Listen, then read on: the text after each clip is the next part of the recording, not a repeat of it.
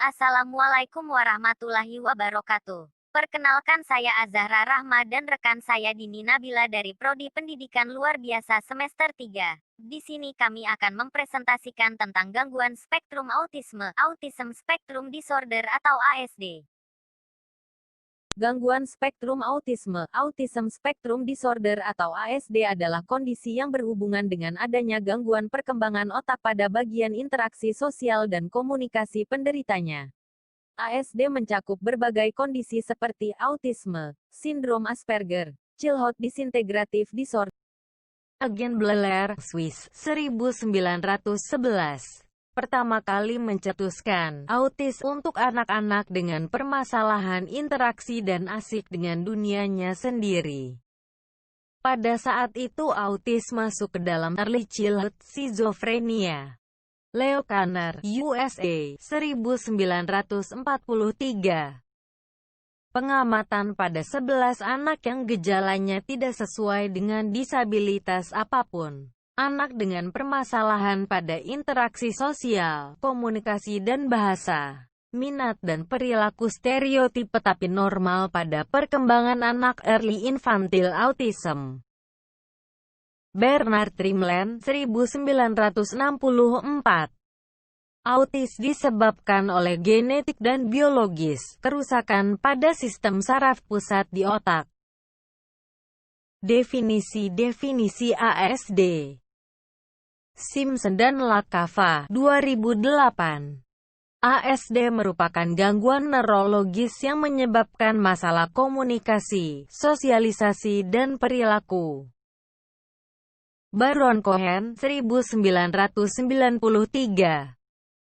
Autisme adalah suatu kondisi yang mengenai seseorang sejak lahir ataupun masa balita, yang membuat dirinya tidak dapat membentuk hubungan sosial atau komunikasi yang normal. Hal ini mengakibatkan anak tersebut terisolasi dari manusia lain dan masuk dalam dunia repetitif, aktivitas dan minat yang obsesif. Gargiulo, 2012. ASD merupakan gangguan neurologis yang kompleks dan berdampak pada perkembangan seumur hidup, serta bermasalah pada interaksi sosial dan komunikasi. APA, 2013. Karakteristik defisit tetap pada komunikasi dan interaksi sosial dalam berbagai konteks. ASD merupakan gangguan neurologis pada masa perkembangan anak yang mengalami masalah interaksi sosial, perilaku aktivitas dan komunikasi. ASD sudah dapat dideteksi sejak kecil dan dapat memengaruhi kehidupan sosial. Contohnya, penderita akan sulit bersosialisasi di sekolah, maupun di tempat kerja. Dalam kebanyakan kasus, anak-anak sudah menunjukkan gejala autisme sejak tahun pertama. Beberapa anak-anak terlihat normal di tahun pertama kehidupan, dan baru mulai menunjukkan gejala autisme pada usia 18-24 bulan atau sebelum umur 3 tahun. Umur anak-anak gangguan spektrum autisme membutuhkan interaksi dengan orang-orang terdekat, karena anak-anak tersebut berinteraksi dengan gayanya sendiri. Orang tua memiliki peran dominan, dan merupakan orang yang paling dapat mengerti dan dimengerti oleh anak gangguan spektrum autisme. Terdapat interaksi antara anak autisme dengan saudara kandung, dan orang tua berupa mengamuk dan menangis secara tiba-tiba. Karakteristik gangguan penderita ASD harus memiliki kedua ciri berikut ini. 1. Kurang di komunikasi dan interaksi sosial. 2. Perilaku, aktivitas, dan minat yang berulang-ulang dan terbatas, restricted repetitive behaviors atau RIRBs. Contoh dari perilaku, aktivitas, dan minat yang berulang-ulang dan terbatas adalah rutinitas yang sehari-hari yang tidak dapat diubah, ataupun pergerakan badan yang berulang, dan sebagainya. Perlu diketahui bahwa gangguan yang dialami harus muncul saat masa kanak-kanak, dan mengganggu kehidupan sehari-hari penderita untuk dapat didiagnosis mengalami ASD. Penderita autisme akan mengalami kesulitan dengan kehidupan sosial, dan interaksi dengan orang lain. Beberapa anak, bahkan mengalami kesulitan dengan komunikasi tidak langsung seperti menatap mata lawan bicara, ekspresi wajah, bahasa tubuh, dan gestur. Mereka mungkin akan menatap mata lawan bicara sebentar, dan kemudian menghindari tatapan orang tersebut. Anak dengan ASD tidak tertarik untuk berinteraksi dengan orang lain, dan lebih senang bermain sendirian.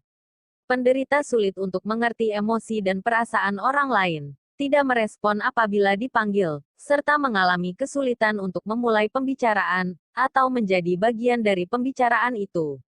Biasanya, anak dengan ASD berbicara terlebih dahulu, jika anak ingin menamakan suatu benda atau meminta bantuan. Anak yang menderita ASD juga biasanya tidak berbicara, atau memiliki kemampuan berbahasa yang terhambat, serta berbicara dengan nada atau ritme yang tidak wajar, misalnya berbicara dengan nada bernyanyi, atau monoton seperti robot. Anak dengan ASD juga sering mengulangi kata-kata atau kalimat orang lain, dan tidak mengetahui arti atau kegunaan dari kata-kata yang diulang. Beberapa perilaku yang akan dilakukan oleh anak yang mengalami ASD adalah A. Memiliki masalah dengan koordinasi atau memiliki pola pergerakan yang tidak wajar, seperti kecanggungan, berjalan dengan jari-jari kaki, atau memiliki bahasa tubuh yang aneh, kaku, atau berlebihan. B. Tidak mau mengikuti permainan yang bersifat imitatif, seperti bermain rumah-rumahan, dan sebagainya. C. Melakukan gerakan-gerakan yang berulang-ulang, seperti mengibas-ngibaskan tangan, berputar-putar, dan sebagainya. D. Sangat sensitif dengan cahaya, suara, atau sentuhan. E. Memiliki preferensi makanan tertentu, seperti hanya mengonsumsi beberapa makanan saja atau menolak mengonsumsi makanan dengan tekstur tertentu. F. Mengembangkan suatu rutinitas atau ritual yang akan membuat penderita terganggu jika terdapat sedikit saja perubahan. G. Melakukan aktivitas yang melibatkan menyakiti diri sendiri, seperti menggigit atau memukul-mukul kepala.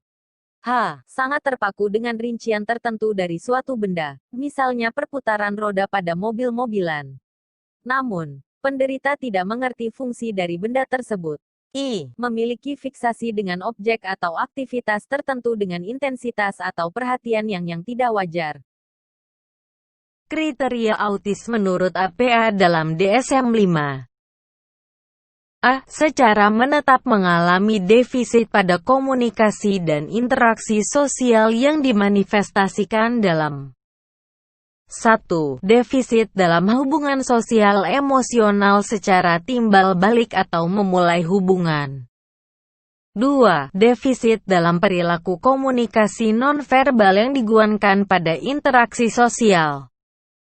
3. Defisit dalam mengembangkan, memelihara dan memahami hubungan. B. Terbatas dan memiliki pola yang berulang pada perilaku, minat atau aktivitas yang dimanifestasikan dengan 1. Gerakan stereotipe atau repetitif. 2. Menuntut hal yang sama, tidak fleksibel terhadap rutinitas atau perilaku verbal non-verbal. 3. Sangat terbatas serta keterpakuan terhadap minat yang tidak biasa dalam aspek sensori di lingkungan. C. Gejala ditunjukkan sejak awal perkembangan. D. Gejala menyebabkan gangguan pada kehidupan sosial, pekerjaan atau fungsi lainnya. E. Gangguan ini bukan gangguan intelektual dan yang menjadi ciri adalah kemampuan komunikasi di bawah rata-rata. Klasifikasi autis. APA mengkategorikan ASD berdasarkan tingkat kemampuan interaksi, komunikasi, serta perilaku atau minat yang repetitif dan stereotipe. Requiring support. Cirinya: sulit memahami interaksi dan menanggapi respon sosial. Terlihat seperti tidak tertarik dengan interaksi sosial. Perilaku kaku. Sulit beralih kegiatan.